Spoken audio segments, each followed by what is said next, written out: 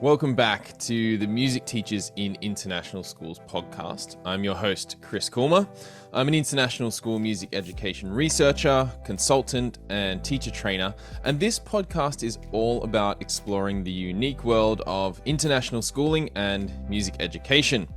And since many of our listeners are working in the Northern Hemisphere, I also want to welcome you back to a new school year and hope you had a wonderful summer break. It's been nice, actually, to observe the relative radio silence in the online space with teachers taking a break. After what I'd say has been, one of the most intense academic years ever last year. For many, I think 2022, 23 was all about bouncing back after a couple of years of COVID restrictions, with concerts, trips, and in-person music making becoming a huge focus. I'm really looking forward to the year ahead for MTIIS, where we'll continue to curate content and provide space for connection between our global community.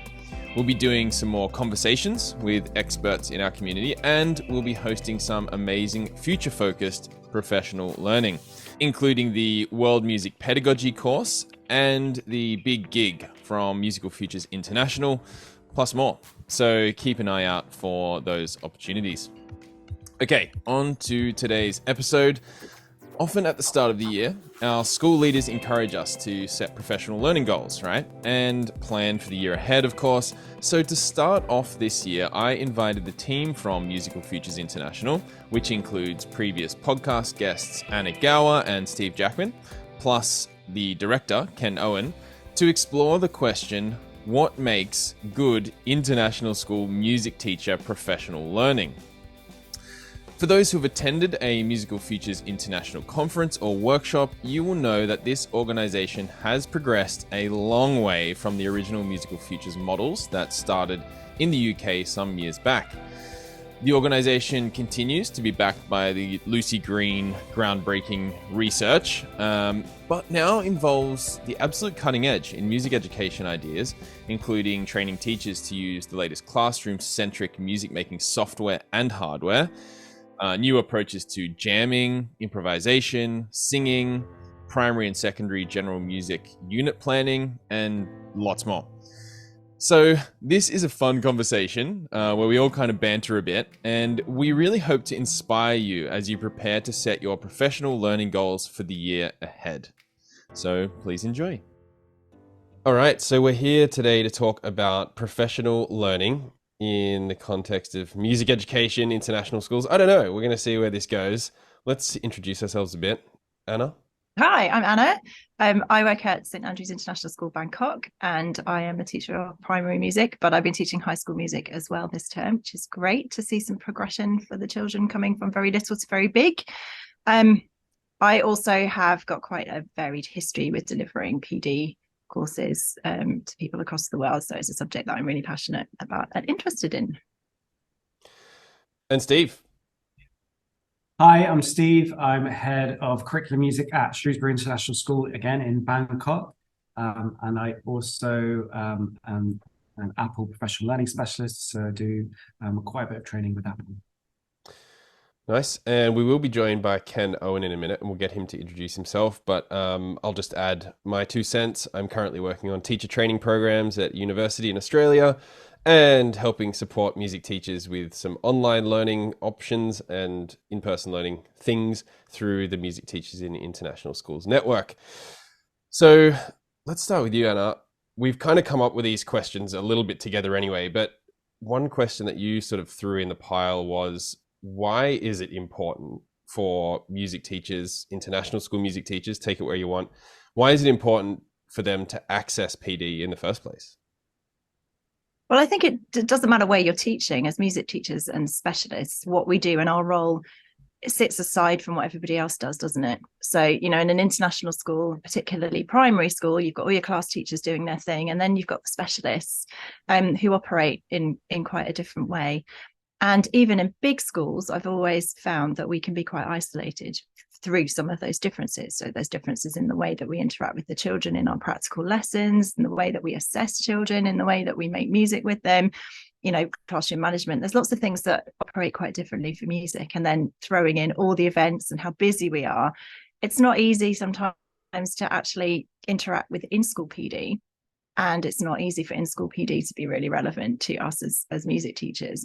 So I think that PD is really crucial for music teachers because it brings us together with other teachers and with some time and space to have those conversations that can be really impactful on what we're doing, sharing experiences and ideas.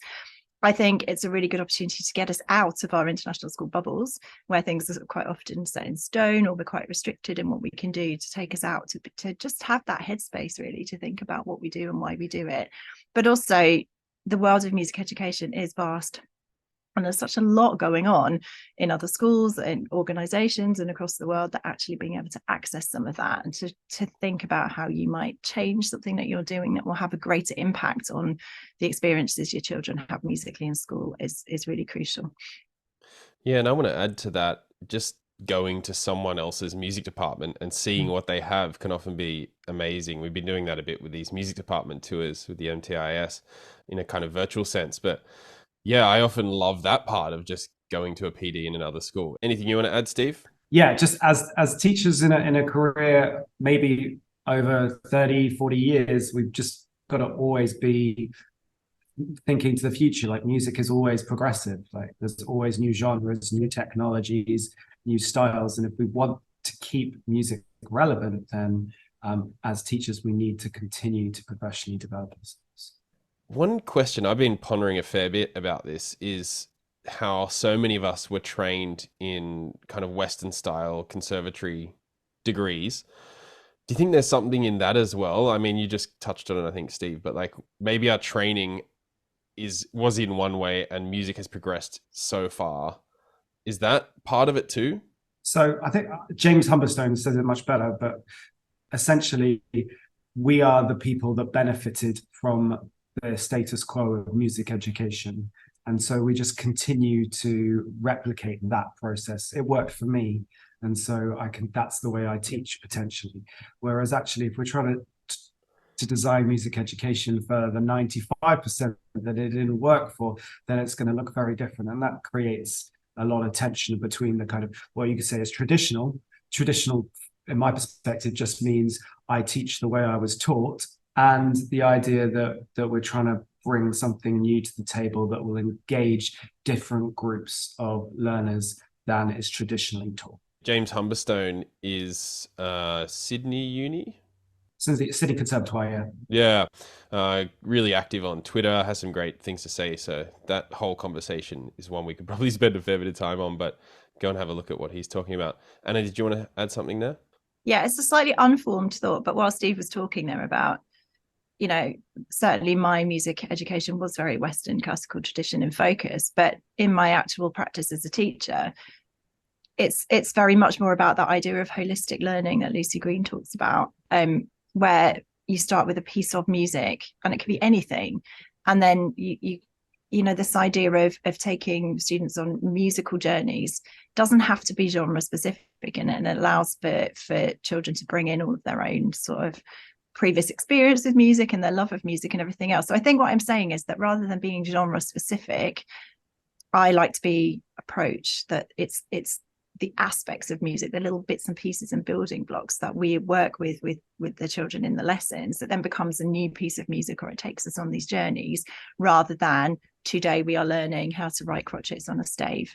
That might come as part of the process. And I've been busy creating a new curriculum for my school. And part of this is music theory moments, where at a relevant point, we will jump into some music theory, and it will hopefully have some relevance to what we're hearing and experiencing in the classroom. I was distracted by Ken's underwear. I was just going to say, really... So you think it's random, but actually Ken chose the space specifically because we've got this thing about what we call garage-based learning. It's the idea of the garage being a creative space. If you think about Apple started out in a garage, Disney started out in a garage, rock bands, they're always rehearsing in garage, and you have garage music. And so he really wanted to focus on the informal learning space that is the Thank you for picking up on the vibe, Steve. Thank you very much. Thanks for joining us, Ken. We've just been chatting about a couple of things about I guess, why teachers might want to access PD, why it's important for teachers. But before we kind of launch into the next question, do you want to just say hi, tell us a bit about yourself, and then we'll crack on from there? Sure. Teacher and musician by background, and director of Musical Futures International, which is just all about teacher PD, really. It's as simple as that. Great. And yeah, if you are watching this, you can see Ken's washing in the background. So, get a deep I'm insight. in my daughter's place, who's shifting today, shifting house, and it's just bedlam, can I say? Well, thanks for sparing the time. Well, yeah, that's my granddaughter's children's underwear over there, just to clarify, which is a little more palatable. Who wants to jump in on the question? What has been some of your favorite PD sessions that you've attended and why? Anna? So my favorite PD is experiential. So it's actually doing something from the perspective of a learner, but one that actually allows you to think about it while you're doing it. So, PD where you're doing it and you can think, oh, I could try this and that could work and that could work. You've got freedom within whatever the task is to actually think about it. My least favorite, and I think we might be touching on this later, is where that's not made possible because it is so directed. You will do this and hit this and hit this. And worst of all, I do this and I do that and I do that. Drives me crazy because I'm not interested, really. What I want to do is think about my context, my learners, my situation, and my experiences as that learner, which I can then kind of try and twist around and think, okay, well, how am I going to take this back and translate it?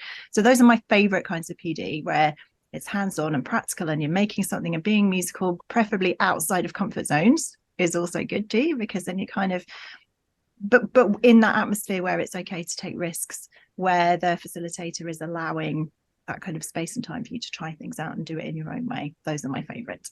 Steve, got some thoughts on that? I think that good PD is a bit like good teaching, in the sense that learning is hard. So, we should be feeling getting out of our comfort zone, feeling a little bit uncomfortable and challenged, and hopefully, but obviously enjoying learning as well. I think PD needs to be fun in a challenging way, not necessarily just fun. But yeah, I think that good PD is like a good lesson. People are choosing to be there, and you really need to show up with something that's going to be interactive, engaging, and stuff that they can take away straight away the next day into their classroom. So maybe some long-term things to think about, but also some quick wins to take back to the classroom.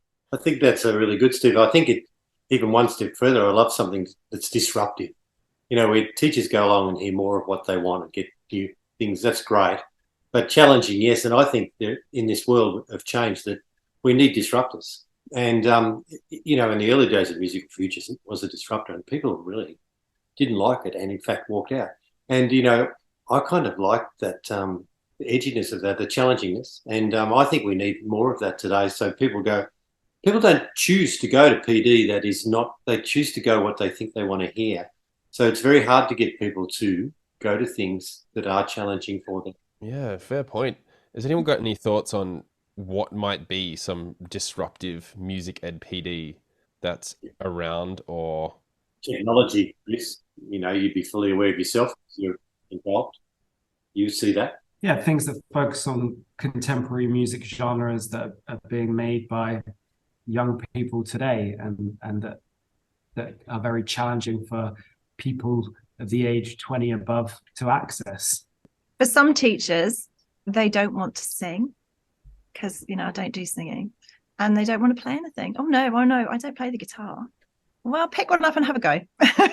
That's, and I've been in that position myself. I felt really, really uncomfortable, but that's why go to a music PD if you're not going to play something? Why go to a music PD? Surely that's what we're trying to encourage for our students. So as teachers, sometimes we've got to bridge that gap, and as PD facilitators, and in searching out PD for members of our teams, that's what we need to find that magic moment which sort of takes away some of that fear. And tech, I would 100% agree with, because I'm too old to be techie.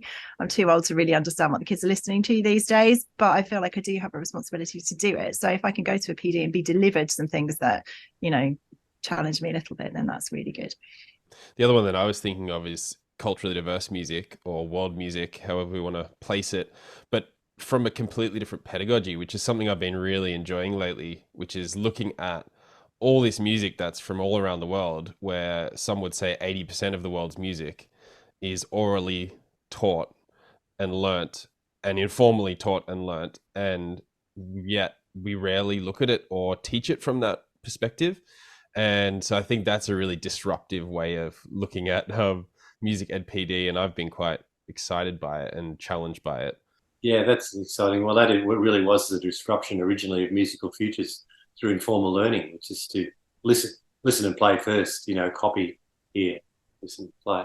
As I say, there's some issues around, don't like the word authenticity, isn't there? Because I really don't feel like I should be teaching some of these music from other cultures, because I haven't been enculturated in it myself, or am I really in a position to teach hip hop and rap, or some of the stuff the kids are listening to? I'm not so sure that's my place to be doing. So I think there's a balance to be found where we take those steps, and we may take that initiative to actually enculturate ourselves into it before we then take the step of saying, oh well, all world music is pentatonic, so we're going to do some pentatonic compositions today, because there's a whole world out there that sits around that concept. And I feel like PD opportunities to do that would be really useful. Yeah, and it's all about a pedagogy as well. Like the approach to teaching it maybe has to be viewed differently, where it's similar to the musical futures model of facilitator.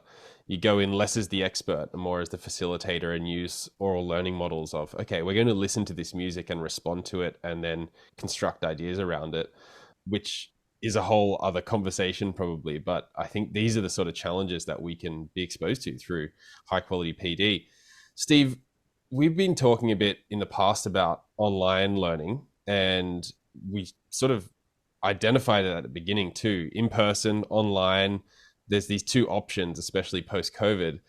What's your perspective on online PD? And you've done a fair bit of work on this, I think, with a dissertation. So yeah, what's your perspective on it? What's some of the, good ways that online PD can be done from your understanding?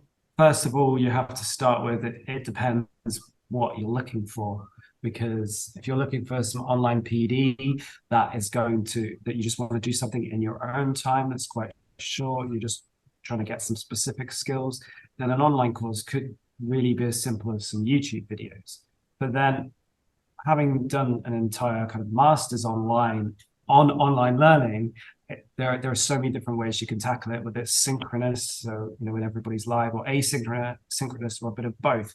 And I feel like a bit like normal PD, you want a variety of activities. You don't want it to just be some videos with some discussion boards. You really want to build a community of people, a community of learners that can kind of travel together over a period of time. So the best courses I've done is I've been part of a community of learners, and maybe it's been a mixture of synchronous and asynchronous learning. There might be a WhatsApp group or a Twitter group or a Slack group or Discord or whatever, but I've also built long-lasting connections with people who I've done online PD with. Even though I've never met them, we still kind of it's expanded my professional learning network. And so it kind of moved beyond what the original aims were of the PD to actually build a professional learning network that's kind of helps sustain learning for the long term.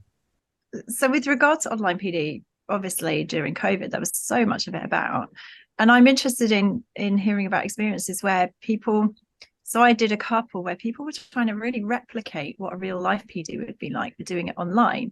And we kept getting dropped into breakout groups. Hey guys, now you're going to go in this breakout group and you're going to talk to these people about what and it was awful, because I felt that the same structures where you might go off in a group and discuss something or do something or create something just really didn't work online for so many different reasons. So with online learning, is it necessary to actually rethink the structure of PD and how it works to make it actually more relevant for, where we all are in our spaces when we're trying to access it? I think you need to get people comfortable communicating with each other. I think if you had a face-to-face PD, you would, you'd have coffee and tea and people would get to meet each other, and you'd have icebreaker activities. And then you could do the same for online learning as well, is to have those icebreaker activities and allow people to find their own groups as well and make their own friends. So again, that kind of brings in that informal learning aspect where people are given choice and a voice of the way to learn. And also they're bringing their own expertise in as well. I think that's one other thing I've found from good PD is that you're asking people to bring their expertise to the table. So everybody's kind of contributing to the learning. Ken, you've been delivering music PD for ages. How many years? Well, I can't divulge the number because, it's too big. Threw you under the bus there. What would you say have been some of your most successful approaches to PD over the years? I think it's the most joyful ones where you find people that respond to the challenge, thrown into something different, and it actually changes their behaviour and their teaching in class to the better. The hardest thing in life is to change is human behaviour. And this is what, when you're doing professional development, you're trying to influence. And if you're trying to challenge someone and hope that this behaviour goes back into school the next day or successively in a positive way, then you've got to get a lot of things right. And it's also not about just what we deliver, it's how it's taken on board. And the most rewarding things that have happened in my time, particularly Music of Futures, is that teachers have become happier because children have behaved better. We're happier as teachers when children's behaviour is better and the children are succeeding. There have been a lot of cases where the excitement brought out by kids in their new access to instruments and their student-centred learning has provided a much better environment for teachers to live and thrive. And that is the most rewarding thing, bar nothing, that has happened. That's not always the case, Chris. The worlds don't align with people, and there's some people who are just not so inclined to want to do things this way. But that would be the thing for me. Do you kind of go into your sessions with a really clear structure of every element of the PD, or do you tend to let things flow and create a real sense of environment? I'm happy to create chaos, and Anna and I differ on this opinion where she'd like to outline quite clearly our goals and aims, where I'm more happy to let chaos ensure. So we might, get some questions and even a bit of agitation to get towards the end result, more about the disruption. When you talk about informal learning, how can you structure it to the behest of those people involved? And if you've got 20 individuals in a PD, wow, they all bring teaching as a result of their experiences and their own life experience and personality. No, you're not going to hit home run with every one of those person in there. You're not going to resonate to the degree you'd like to with everyone. I don't think you have to be structured. You have to try and appeal to people. Can I jump in? It's just like good teaching. So a good PD facilitator will read the room and allow for participants to support each other. So it doesn't matter who you've got in that room. You might have people who are nervous, cautious, super confident, overconfident, bullish, annoying, all of that stuff. But if your PD is very much around making music together, quite often that levels out and settles out some of those personalities and relationships within a group. And you find, just like kids do in a class, that these things start to develop, and then you can allow your PD to run around those relationships or around those things that are happening. So it's about, like everything, reading the room. It's a very good idea, Ken, I'd say, to have a basic structure in mind for what you want to deliver rather than have entire chaos.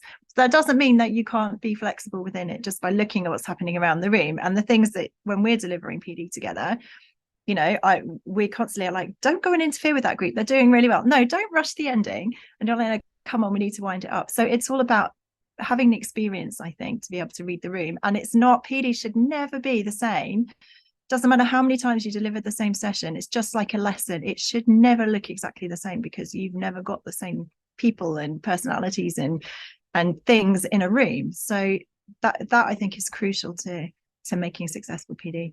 But it's a bit like being in a band, isn't it? You go in a band, well, that's often chaos, and getting people on the same page. So your analogy is better about good teaching in a classroom. But playing music together with people can be a little chaotic and unstructured, and too. But Ken, just that's exactly the same, isn't it, as being a teacher in informal learning? You know, when you've got kids working in band situations and you have to go in there and read the room and read the situation and respond to that in a way which is appropriate for that group. It's no different with adults or teachers or anybody else that you're working with. Totally agree. Coming up in September, we have the big gig KL, and this has come off the back of another big gig. It was in Bangkok, which was really successful. We had a great time, lots of people together, doing all the stuff we kind of just talked about.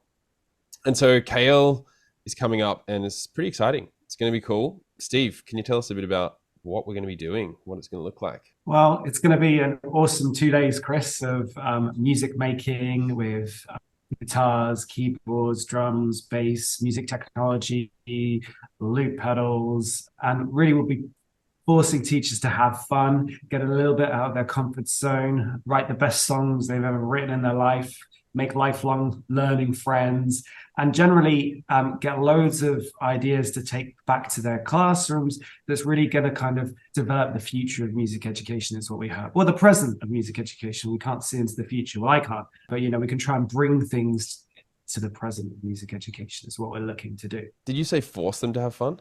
I did say that. I like that. Sometimes it is a bit like that, you know, like you're at a party. It's like, come on dance, come and dance. No, I don't want to. I'm just going to stand at the side. No, come on, it'll be fun, I promise. So there is that. It does require creating that kind of safe space where everybody kind of feels like they can be dancing like their dad if they want to.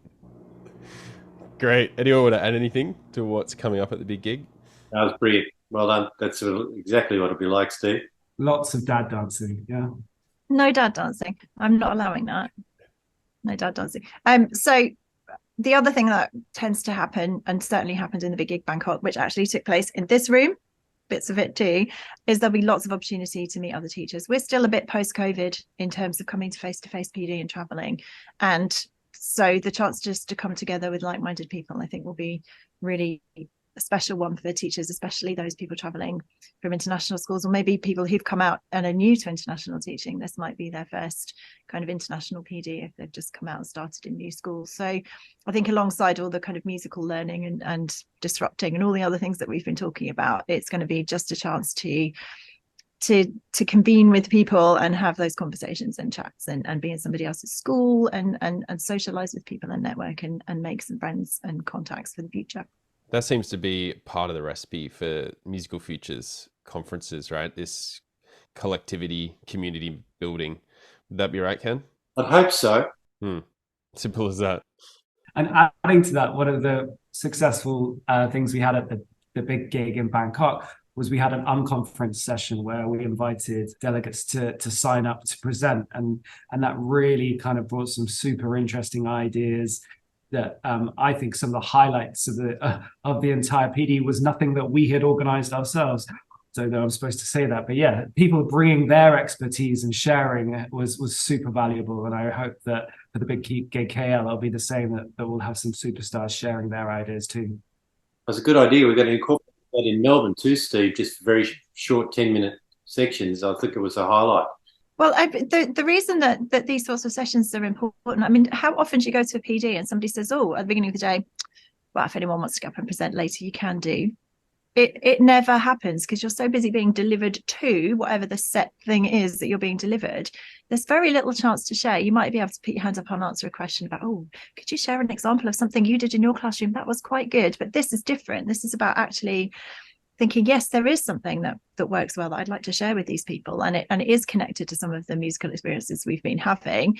And I think, again, I keep going back to what makes good PD, but it really does. The people sitting in front of you are not blank canvases and complete beginners. You'll have people who've had years of teaching experience or have taught around the world, and you'll have people who are newly qualified. And just acknowledging all of those experiences in the room is really important. So I really enjoyed the unconference session too because of that. And I was kind of walking around seeing the confidence and the passion that people were bringing about things that they do with their kids and sharing those with other people. That was really lovely. Does anyone want to add anything before we wrap up about professional learning in music education or generally, and or the big gig KL? Or pet hates and our worst ever PD? We didn't get to that question, but if anyone has some examples without, digging too deep, what's been your worst PD you've ever been to? There have been times where, people have come to PD and they're disconnected and if it ever gets to the time where it's so blatant you have to go and find out why, it's often because their personal circumstances that lead them there that day have been horrendous. That we sometimes have things in life that we have to acknowledge, and or they've been sent to something that they just did not want to go to for a particular reason. And that's happened in musical futures a couple of times, where faculty leaders have wanted to forcibly change behaviours, and by doing so, compulsory fun is one thing, Steve, but I think forcibly changing what you do to day is a very, very hard thing to ask. It should be led, not mandated. So there are times where I go, wow, this person just hates me. That it happens, but usually you dig a bit further, it's not that personal. And that's something, actually, Ken, you're really good at doing. I've seen you at the coffee break make a point of going and speaking to that person and having the general conversation and basically finding out what the issues are, and then bringing them back into the sessions and fixing it. And it certainly improves the atmosphere in the room when that does happen. So I think that, again, that's quite a great skill of a facilitator, to be able to do that. Good teachers do that every day, as you said before, don't they? Don't we find kids in every class? That's what good teachers do. And I think that's natural. The only PD I can think of that wasn't great is that time, and I think you mentioned at the start, Anna, where you have to go to a whole school PD. That's just completely irrelevant. Or it might be on something like, and I don't want to ostracize the music departments here, but like literacy and numeracy PD, and you're just sitting there going, okay, I need to know a bit of this, but I really don't need to be here for 2 hours.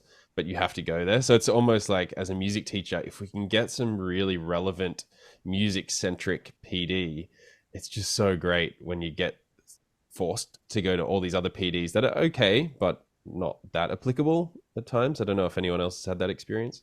Well, I worked in a school once where for whole school PDs, the layout of the room was English at the front, party tables, English, maths, humanities, science, languages, RE, music, PE, and others. So we were always at the back of the room, always. And because we were small departments, we couldn't fill a whole table with our department. So you'd end up sitting opposite somebody that you'd never met, like a cover supervisor who was new. And you'd be going, all right, okay. And then the group tasks would start. Okay, talk about how you do this in your department. And we'd be going, this is good. And actually the stage is a really long way. And would anybody actually even notice if I just went to get a cup of tea right now? Because, we way to make you feel undervalued is to have a seating plan like that. And the worst kind of part of that, this was in the UK, is that's your PD. We don't have a budget for external PD. You will access the school PD the same as everybody else. And if that's your experience, well then, you can understand why some music teachers feel extremely isolated in a situation like that. Fair call. Anyone want to add anything before we finish up? I just say that go to the big gig in KL and you'll see what good PD looks like. I think it's it sets the bar for other PD as far as I'm concerned. I would say that, but I challenge people to see otherwise.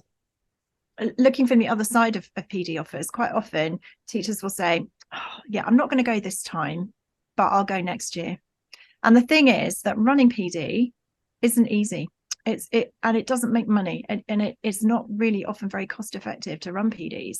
So my advice is, if you see a PD opportunity that you think you might want to go now, because there's absolutely no guarantee that if you don't go now, it probably won't be there next year for you to go, and it certainly won't be there the year after. So, again, in our post-COVID world, I think people need to just jump in and take the PD opportunities where they can find them, and then take the opportunity to feed back to people about what the most useful PD for them is, so that we can have more of it. That's a great point. And another thought I just had is, if you'd been to the big gig Bangkok, would you suggest going to KL as well? For sure, because it'll be different, because it's a different group of people. And if you really enjoy the big gig Bangkok, then you'd go along to consolidate that learning and develop new learning and get even better. Just like a song is never finished, there's always ways to improve it. It's learning, there is no finish line. Yeah, I was going to say, in KL, that, one thing that musical features is really good at doing is drawing on the expertise which is in our host schools, or people that we know that are doing great things in those areas. So just like in Bangkok, where we had people coming along to present that weren't part of the musical features core team, the same will happen in KL. So we're really looking forward to presentations, from teachers in the host school, from people in the local area, who will certainly bring a different perspective to what happened in Bangkok. Great. Well, thanks everyone. That was really fun. Thanks, Anna. Thanks, Steve. Thanks, Ken. And if you want to know more about Music Education PD, you can get in touch with any of us. We'll have contact details in the show notes. You can jump online at Musical Futures International to find information about the Big Gig KL. Anything else to add, people? Thank you very much, Chris. Thank you, Chris. Thank you. Great. Have a great rest of the day. You too. Everybody. Thank you for listening to this episode of the Music Teachers in International Schools podcast. Listen to other episodes by visiting MTIIS.com or learn more about our community on Facebook by simply searching for Music Teachers in International Schools. If you know someone who you think I should get on the podcast, I'd love to hear from you. You can find me at chriskoelma.com, ChrisKoelma.com. See you next time.